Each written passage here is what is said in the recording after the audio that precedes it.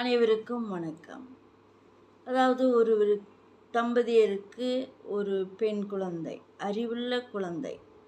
அது 10ஆம் வகுப்பு பொதுத் தேர்வு எழுத மிகவும் ஆவலாக இருந்தது. தேர்வும் இன்னும் 2 மாதங்கள் தான் என்று ஆசிரியர்கள் அறிவுறுத்தினார்கள். நன்றாக படிக்க வேண்டும் என்று விழிப்புணர்வு கொடுத்தார்கள். நல்ல சத்துள்ள ஆகாரம் சாப்பிட வேண்டும், அதுவும் நீராகாரம் அதிகமாக எடுத்துக்கொள்ள வேண்டும் என்று புத்திமதி சொன்னார்கள். சாப்பிடாமல் இருக்கக்கூடாது, ஒற்றுமையுடன் இருக்க வேண்டும். யார் யார் என்னென்ன படிப்பு படிக்க வேண்டுமோ அதற்கேற்றாற்போல் கண்டிப்பாக மதிப்பெண்கள் பெற்றால்தான்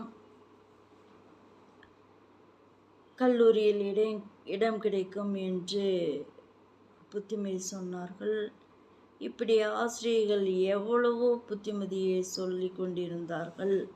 இதை கவனித்து கொண்டிருந்த அந்த சிறுமிக்கு மன உளைச்சல், பயம் ஏற்பட்டுவிட்டது. நாம் எங்கே இத்தனை மதிப்பெண்கள் பெறப்போகின்றோம்? வீணாக காலத்தை கழித்து கொண்டிருக்கோம். தேர்வுக்கு நாம் தகுதியில்லை என்று முடிவு செய்துவிட்டார். பெற்றோர்கள் எவ்வளவோ எடுத்து சொல்லியும், தைரியம் சொல்லியும், விழிப்புணர்வு கொடுத்தும்,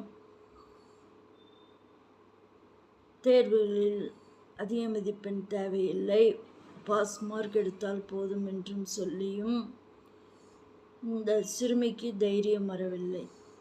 மன உளைச்சலில் காய்ச்சல் வருவது போல் ஆகிவிட்டது. தலைவலியும் மிக அதிகமாக எடுத்துக்கொண்டது. என்ன செய்வது? மருத்துவரிடம் சென்று கொண்டு மருந்து மாத்திரைகளை வாங்கி கொண்டு சாப்பிட்டு கொண்டு புத்தகங்களை எடுத்துக்கொண்டு படித்து கொண்டு இருந்தால் இச்சிறுமி. அப்பொழுது ஒரு சிந்தனை வந்தது.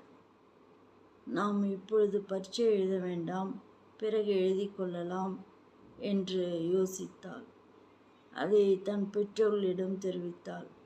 பெற்றோர்கள் அப்படி ஒன்றும் செய்ய வேண்டாம், நீ மதிப்பெண்கள் குறைவாக எடுத்தாலும் இந்த தடவையே எழுதிவிடு என்று உற்சாகமூட்டினார்கள்.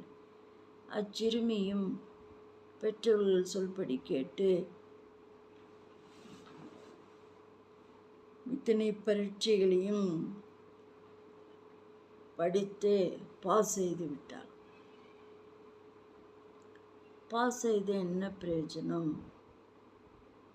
ஒவ்வொன்றிலும் நிறைய மார்க்